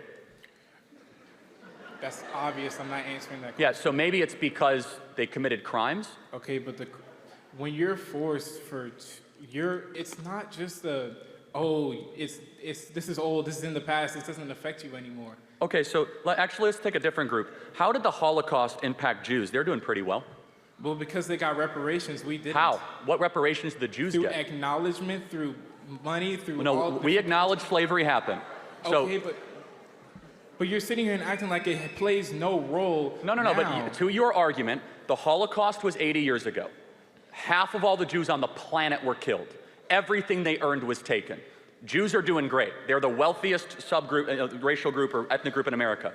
If all of a sudden something that happened 80 years ago impacts your material prosperity, how did Jews defy the curve? How did poor Asians do so well? Why is it that Asians are now the wealthiest minority in America, many of whom came with no money in the 1950s or 60s? Because of the culture and opportunities that were provided to them. But you're not hearing me out. Black Americans have had the same opportunities. However, people still look at us like criminals every day. Hold on, but I don't look at you like a criminal. I'm not saying you do, I'm saying some people do. But I mean, do you want me to be brutally honest with you, or do you want me to be politically correct? Yes, be brutally honest with me. Okay, do black people commit more crimes than white people? It's not even close. Okay, but you have to take into account the culture that has been perpetuated. Okay, got it. So we can agree on this. Do you mean internal black culture? It's deeper than that. Do you think, let's take time out. Do you think the average rap artist that a black kid in the hood is listening to is glorifying marriage and family and saving your money? That's what sells because it's a culture thing. It's not just within the black community. I agree. No, but hold on. Everyone listens to it. It's not just isolated. It's bad for everyone who listens to it. The point being is that black youth, as they are being raised, their role models are largely not glorifying staying with one woman, getting married, going to church. And if you're wrong, show me the black role models that are doing that. There might be a couple I could think of, maybe. But if it's about culture, you're right. The internal black culture has collapsed the last 60 years. We're no longer elevating the family. We're no longer elevating staying with the person that you're with. So our contention here as conservatives is that the systemic racism stuff is a bunch of rubbish. Instead, it's systemic bad choices. If you're a homeowner, you need to listen to this. When's the last time you checked on your home title? That's the legal proof that you own your house. What can I do that you can't do? Name it.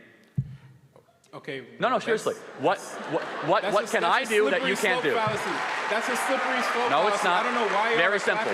No, because because back in 1940, you would have been able to answer that question. Well, Charlie, there's a bathroom over there that I can't go to. There's a major league team. I can't walk into the grocery store and get the same looks that you do. I walked into Brookshire Brothers a couple of weeks ago when I was looked at. That's an insanely hyper paranoid way of living life. That's not evidence, right? It's a real example. By the way, if I walk into a black neighborhood, I get bad looks too. Okay, so I don't know what the contention is. Because of the way you treat our culture and the way you perpetuate. Oh, wait, hold on. The way we treat your culture, we have gone to such great calisthenics and ridiculous gymnastics to prove that we're not racist. In fact, it's the worst thing that you could be called in America. We had, during George Floyd 2020, we had hundreds of millions of dollars given to Black Lives Matter. I don't know where that money went. Did it improve material worth of black America? So, I mean, and we actually do know where it went, actually. And so, but going back to your main contention, when you practice DEI, because that was your main point, right? You are rewarding bad culture. You even acknowledge it. You are saying that someone should be there based on the color of their skin. We say skin color doesn't matter. If you want that position, work harder, study harder, and then you might be able to get that position. When we're forced into underfunded communities where schools are based off of property value, we can't. Well, actually, school choice is now the law of the land here in Texas, so that's not correct. Secondly, do you just expect a single-parent home to pick up and move into some rich neighborhood? Well, again, so let's go back to why are they the single-parent home? Because the hundreds of years. Do you believe in the maxim or the belief that you should take responsibility for your decisions? It's not just one person's decisions. It's so much deeper than that. See, why are you trying to? That's where you and I have a different belief. You believe in this. It's not. It's a fact. No, it's a belief. Again, you have to tell me then, why do Jews do so well? Holocaust didn't impact their material worth. How did Asians do so well? And by the way, even more so, why are Hispanics getting so much wealthier? If we were so racist, why are Hispanics all of a sudden gaining income the last 20 years? There's something. It's a difference in culture. I don't know why y'all are clapping. But it's a difference in culture. The way that each culture is treated is so vastly different in America. But again, you have to tell me, other than bad looks at the grocery store, how else is your future, you as a man in America, not a black man, how is your future somehow restricted by racism? My natural hair is seen as unprofessional when I go into an office or workplace. When I walk around in certain places, people just assume, like I've said earlier, the dirty looks. When people think you are automatically the worst of the worst solely because we don't think that. You've interrupted me like 10 times because now. you think you know what white people think, and you don't. I don't know what white people think. Then why do you keep on saying you know what white people think? Because I've seen it. I'm not you've saying seen our thoughts? I've seen what people have done to me and people who look like me around the world and in America. How? Again, you are. Let's just make an example. You are here in the wealthiest country ever. Yes. At an amazing university with all the opportunity imaginable in front of you. And all you want to do is look backwards at everything that prevented you when you are a glaring example that there is no systemic racism and you can actually achieve your wildest dreams. Whoa, I never said that. Hey, I'm not the only black person who exists out there. There's so many people who this culture is affecting to this day. Do you know black Americans are the richest black people on earth?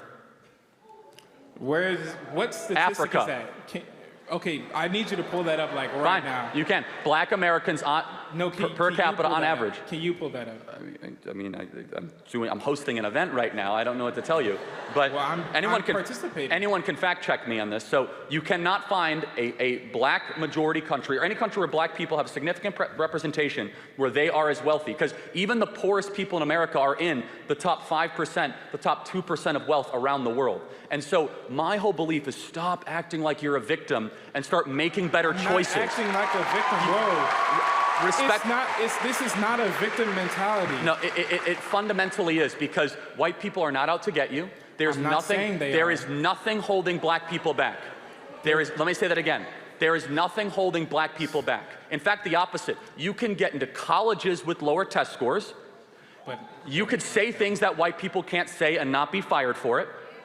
Black people are wildly disrepresentation. People say that to me all the time, and they just walk around like it doesn't mean anything around here. Say what? Say the what? The N-word. I'm not going to say it on this public platform, but people say it to me all the time. Derogatorily. Yes. No, I think you're lying. Why would I be lying So about you're this? trying to tell me at this campus, did you report it to student services? I'm not. I have too much on my plate to worry about this. So you're going to say at this campus, you're going to indict the moral character of Texas A&M. I'm not indicting the moral character yes, of Texas you are. A&M. You're saying that. I'm indicting the moral character of one person or a few people. Now it's one. So you heard it all the time, and now it's one. Got it. So it's not okay. You're but taking me this out is of the point: context, is that but I okay. don't believe you, because now you resort back to a race hoax to make it seem as if the white kids on this campus are like racist and terrible. White kids. Oh, so was it a black guy that said it to you? I'm not. It matters a lot, because this is how lies are able to grow. Jussie Smollett, we see this. You have to challenge them head on. Do you think I'm lying when I say that people say the N-word around here? And just if I think a white person comes up to you derogatorily and says, "Shut up, N-word," I'm not saying they said it. I said, are they saying it derogatorily? But that doesn't mean it's word for word like that. But okay, so then it's not an insult then. So then don't bring it up as if it's evidence of racism. Because you brought the N-word up first. I didn't. No, I didn't. No. You specifically said, name me an instance of the N-word. No, I said black people can say things that white people can't say. Of course that's true. But that's automatically implying that one word. It's more than that. But let me just kind of build this out further. What is it then? There's a lot of things black people can say. Explain it to me. You want me to give you more examples of things? Yes. Black people are allowed to talk about black culture in a way that white culture cannot. For example, black people can come up and say that there's a baby mama problem in black America, and white people are not allowed to say that. Oh, I just did. So what are you gonna do? Cancel me? Black people are allowed to say. I'm a grown man. I got way too much to worry about. Black people are allowed to say that there is a systemic fraud issue within the PP loan application in black America. Black people are much easier to be able to say that black individuals, despite being 13% of the American population, commit 55% of the murders. If most white people say that at a job, they would get fired for being a racist. I don't care because I say whatever I want. So black individuals have much more intellectual public freedom than white people do. If a white person were to come up and say, black America really needs to get its act together and stop sleeping around all the time, and it needs to actually have why would you because it's true. Because why would you just walk up to someone and talk and attack their culture from the outside? Well, hold on. Let's look at the evidence. You said to myself, there's all these people suffering in Chicago. There's all these people that are terrible. I'm telling you why. It's because there's been bad decisions that have been institutionalized. Let me finish. And rap artists and athletes and people at the top level of black society that refuse to ever challenge the core rot in black America, which is that they are allowing degeneracy and hedonism to eat the soul of what once was a beautiful black culture, and instead they go around saying it's the boogeyman of racism, the white man is out to get you, and the result is black America is doing worse than it was in the 1960s. That is the contention, period. It's not just, it's a culture. It's so much deeper than the present day we are in. I don't know why you're pretending like it just doesn't matter. What doesn't matter? You mean things that happen? Again, I've been through this multiple times. Let me just ask you one. But you're not listening to understand. No, you're listening to reply. No, I'm doing both actually. And so, but let me just ask one final question, right? Mm-hmm. Which is that you have your entire future ahead of you. Mm-hmm. When you are hired for a job, would you rather be hired because of your race or because of how qualified you are? It doesn't boil down to just that. That's what DEI is, man. No, it's not. Yes, it is. No, it's it is not. Definitionally the hiring of people. They're not just going to immediately see they're You gonna get extra points if you're black with DEI. That's how it works. Racial quotas elevate people based on the color of their skin. So do you think I got extra points to come here? I don't know. You said you were qualified, but affirmative action was institutionalized in Harvard and in Texas and a lot of other places. We know this. So I again, TU, we don't like them, right? So, but again, I just want to I want to just repeat this point. Where can I go to work that you can't? It's not just that. Exactly. There is nothing that is preventing black people from prospering. Nothing. The only thing is that you guys have been hypnotized to be victims of your own mind, to think as if there's a white person out to get you. I walk in the grocery store, they look at me differently. All that stuff is complete rubbish. The thing that is preventing you. Life experiences. You're just denying my experience I just shared to you in front of all these people. Yes, if you think that, okay, let me just be very clear. I know. America has come really far if your best example of racism is getting bad looks in a grocery store. We have made incredible racial moral progress. That's only my experience. There are so many other people But I'm happy to hear every example that they have. It boils down to this. We are not just a racist country, we are the least racist country ever to exist. We go out of our way not to be called the R word, to demonstrate that we aren't racist, to show to people that I have compassion for others and that I want to try to help people of different skin color. But at its fundamental core, I have to go back to this. I don't actually think skin color matters that much. I don't. I want a country that aims towards MLK's dream of one based on content of character and one on competency. I think the hyper-race obsession of this country is really bad. It's really bad for everybody involved, including Black America. And I would just ask you, what would you do to improve the material well-being of Black America? What is your solution? Education. Okay, we've spent trillions of dollars on education. It's not trillions. You need to fundamentally change the system of education because there's not enough funding. Teachers are not paid enough anywhere. Let's be honest.